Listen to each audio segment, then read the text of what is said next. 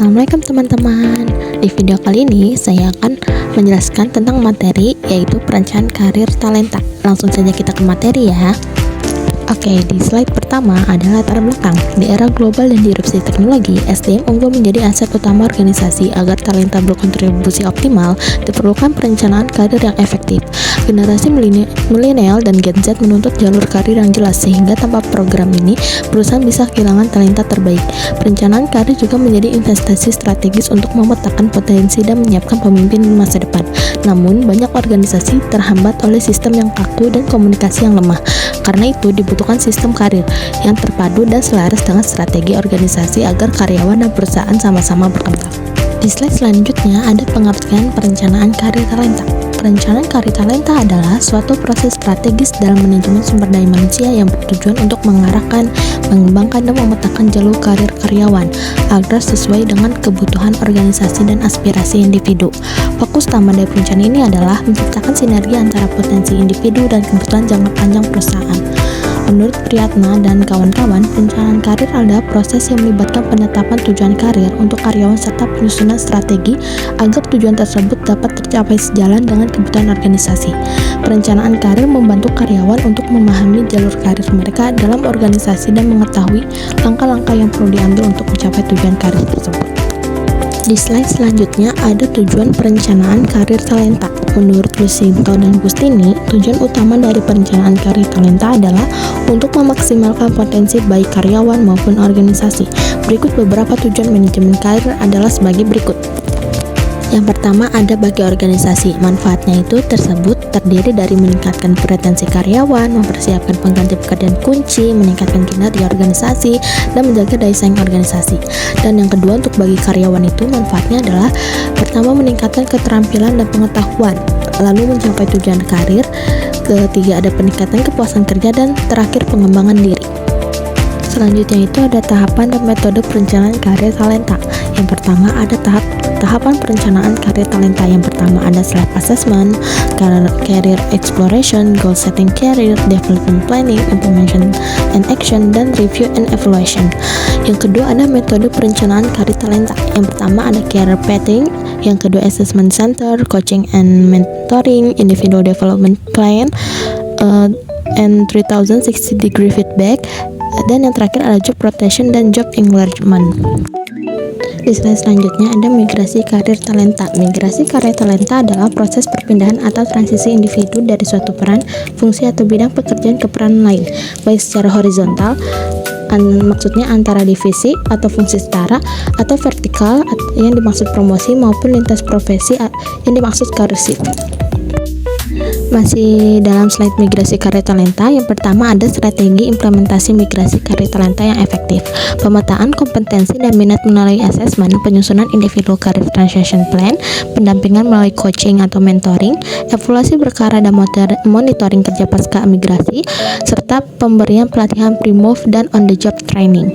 Yang kedua ada tujuan strategis migrasi karir talenta, yaitu meningkatkan pengalaman dan wawasan lintas fungsi, mengurangi stagnasi karir, dan meningkatkan motivasi, mengisi kebutuhan talenta di bidang yang kritis, serta mendukung pengembangan kepemimpinan yang holistik.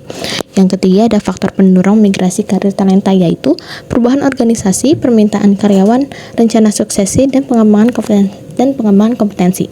Yang terakhir ada jenis-jenis migrasi karir talenta. Yang pertama ada vertikal, horizontal, diagonal, dan cross-functional migration.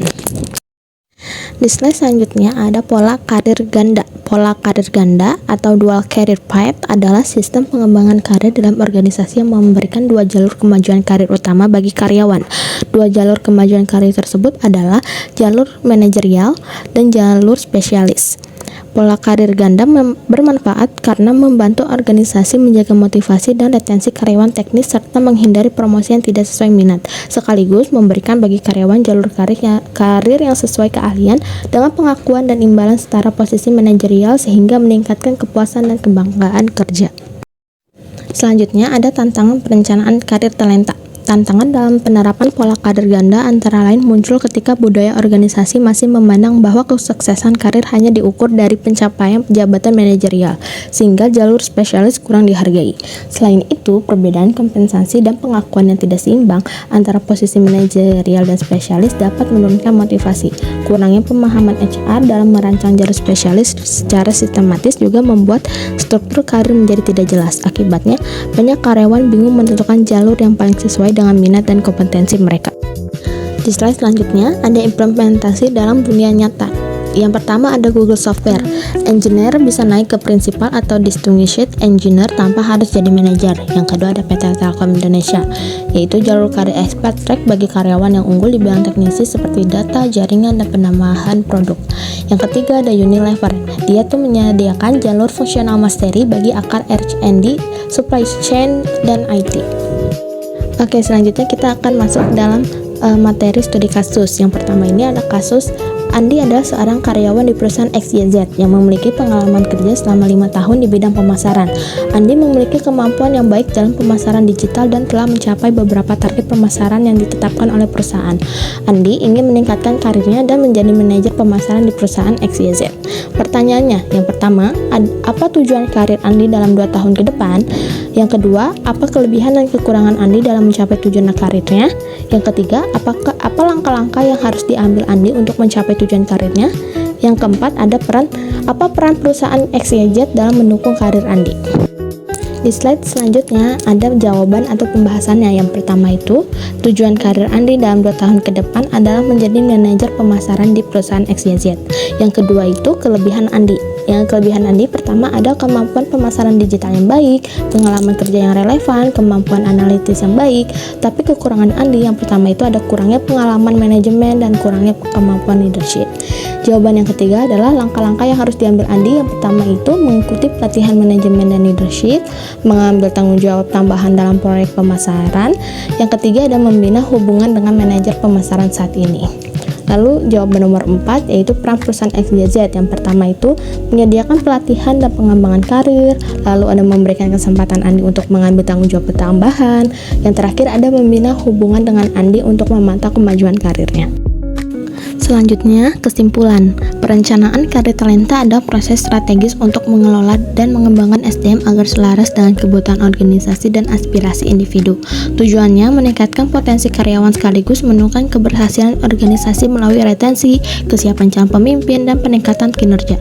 Tahapannya meliputi evaluasi diri, eksplorasi karir, penempatan tujuan, perencanaan pengembangan, pelaksanaan, serta evaluasi.